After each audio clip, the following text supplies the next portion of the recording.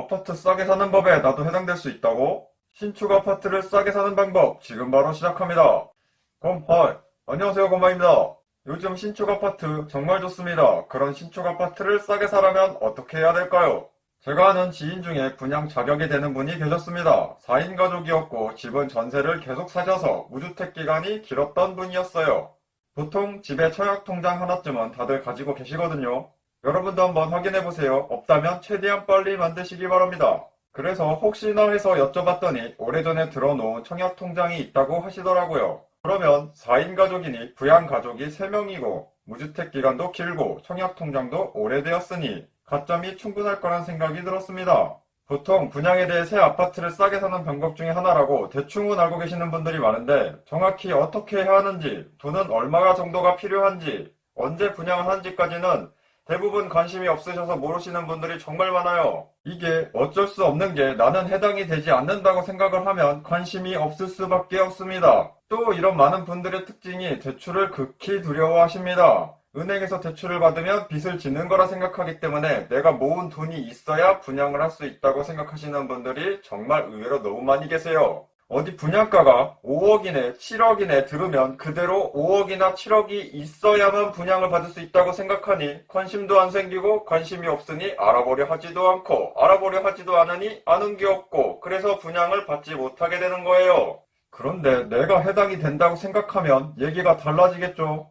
최근에 금요일 저녁에 하는 예능 프로그램 나 혼자 산다에서 얼짱 대배우 이시연 씨가 분양에 당첨된 에피소드가 방송된 적이 있었는데 이시연 씨는 친구 권유로 신청한 아파트에 당첨되어 분양을 받고 지금은 잘 살고 있는 모습이 방송된 적이 있습니다. 이시연 씨가 살고 있는 아파트는 상도동에 있는 신축 아파트인데 2016년 6월에 분양을 했고 당시 분양 정보를 토대로 분석을 해보면 방송에서 분양 금액대가 7억 정도였다고 하니 84제곱이고 평형으로 하면 약 34평형인 것을 알 수 있으며 지금 이곳 84제곱 실거래 최고가가 14억 9천만 원입니다. 벌써 분양가랑 실거래가를 살펴보니 대충 얼마 벌었는지 감이 오시죠? 당시 분양 조건을 조금 말씀드리면 계약금이 5%씩 1차, 2차로 나누어져 있었고 중도금이 60% 대출이 되었으며 잔금이 30%인 분양 조건이었습니다. 그럼 이시연 씨는 7억짜리 분양을 받을 때 들어간 돈이 처음 계약 시 3,500만원, 2차 계약금 3,500만원, 그리고 입주시 잔금 2억 1천만원이 들어간 겁니다. 2억 8천으로 7억짜리 집을 샀고 그 집이 15억 정도 된 것이죠. 2억 8천으로 15억짜리 집에 살 수 있다고? 분양이 좋은 줄은 알았는데 이렇게까지 좋은지는 디테일하게 모르셨던 분들이 꽤 많으실 겁니다. 이걸 알게 되면 내가 3억이 있는데 분양 자격도 된다. 이거 안 받으면 바보 아닌가요? 그런데 실제로는 안 받는 사람이 많다는 충격적인 사실. 부동산으로 돈 버는 건 투기다. 돈은 노동으로 벌어야 한다부터. 아니 제가 좋은 집 싸게 사시라고 했지 투기하라고 했나요? 빚을 내면 이자는 어떻게 갚냐? 3억이 작은 돈이냐? 3억이 어디 있냐? 하시는 분들이 많습니다. 3억을 현금으로 들고 있는 사람은 정말 흔치 않습니다. 내가 2억 정도의 전세를 살고 있으면서 지금까지 모아놓은 돈이 이것저것 다 합쳐서 1억 정도가 있다면 충분히 분양을 받을 수 있었습니다. 실제 이런 집들이 상당히 많았는데 다 모르고 못한 거예요. 우리 집은 모아놓은 돈은 없고 전세금이 전부야 하는 분들은 분양에 도전할 수 있는 계약금 정도를 목표로 삼아서 열심히 모아야 합니다. 만약에 4인 가족이고 자식들도 다 커서 사회생활을 시작한 가족이라면 가족을 전부 모아서 다 같이 계획을 세우시고 모두 힘을 합치세요. 보통 이런 가정은 부모님은 자식에게 피해주기 싫어서 자식은 부모님이 말씀을 안 하셔서 각자 조금씩 돈을 모으고 있습니다. 그런데 이렇게 뚜렷한 목적이 없이 막연히 돈을 모으다 보면 그 돈을 자꾸 쓰게 됩니다. 여행도 가고 싶고 사고 싶은 것도 사고 싶고 미래 생각 안 하고 일단 막 써대끼는 거죠.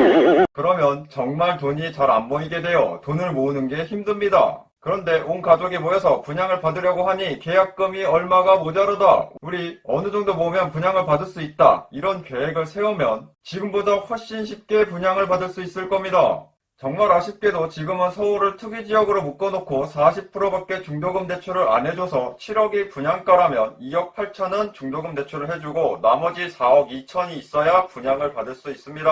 정말 분양을 받아 새 아파트에 살고 싶은 실수요인데도 대출이 부족해서 분양을 못 받는 사태가 벌어지게 된 것이죠. 아니, 나도 새 아파트 살면서 돈 좀 벌어보자, 이 새끼들아! 투기 세력을 막겠다고 대출을 조여놨는데 우리같이 집이 필요하지만 돈이 부족한 실수요분들이 더 피해를 보게 되었습니다. 정말 실수요자 분양받으라고 8호제곱 미만 100% 가점제 시행하면서 대출금은 왜 줄이는 겁니까? 돈 있는 사람들만 분양받으라고?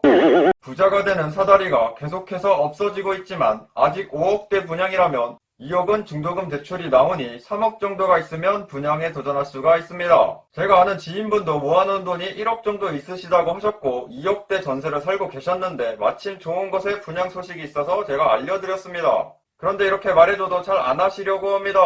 집을 꼭 빚을 져서 사야 되는 건 아닌 것 같다. 대출 이자가 생기면 생활이 힘들다 하시면서 부자가 되는 길을 스스로 거부하십니다.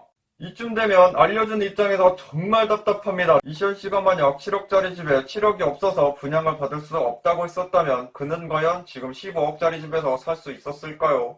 돈을 더 모아서 사려고 했었다면 지금쯤 꿈도 꾸지 못할 집이 되어버렸을 겁니다. 저는 선의로 알려드려도 많은 분들이 무슨 집을 투기 목적으로 보는 투기꾼 취급하는데 이런 사람이 나중에 시간 지나서 집값 오르면 남 탓 사이 탓은 오지게 합니다. 이런 분들은 제 영상 부자로 가는 이동수단 영상을 꼭 참고하시기 바랍니다. 그래서 거부하신 지인에게 추천해드린 아파트는 어떻게 되었을까요? 그 아파트는 분양하고 얼마 지나지 않아 2억의 프리미엄이 붙어 입주권이 팔렸으며 지금은 5억이 넘게 프리미엄이 붙어있고 그 아파트 값은 공사가 진행될수록 계속 오를 것입니다. 제 말이 왠지 뜬구름 잡는 거짓말 같으신가요? 최근 이렇게 안 오른 서울 아파트 찾기가 더 힘들고 이거보다 더 많이 오른 지역도 많습니다. 그분이 아마 그 지역의 분양을 신청했다면 높은 가점으로 인해 충분히 당첨되셨을 것이고 재산은 단번에 늘어날 수 있었겠죠.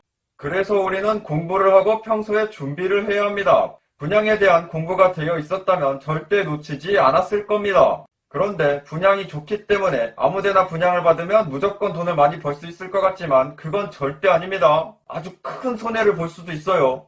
이 부분은 다음 영상에서 조금 더 자세히 다뤄보도록 하겠습니다. 이번 영상의 결론, 아파트를 싸게 살 수 있는 기회가 있어도 모르고 지나칠 수가 있다. 평소에 공부를 해서 기회를 잡을 수 있게 만들면서 목표를 세워보자. 목표가 생기면 막연하게 돈을 모아야 된다고 생각할 때보다 돈을 모으기가 한결 수월해집니다. 집을 꼭 돈을 모아서 사야 된다는 생각을 바꾸세요. 이시연 씨처럼 내 돈 3억과 대출 4억이 합쳐져서 15억이 되고 대출 4억을 빼도 11억이 될 수 있습니다. 자산은 이렇게 늘려가는 거예요. 여러분도 하실 수 있습니다. 저는 제 영상을 보시는 모든 분들이 부자가 되셨으면 좋겠습니다. 제 구독자분들은 더 부자가 되실 겁니다. 끝까지 영상 시청해주셔서 감사합니다. 바이바이.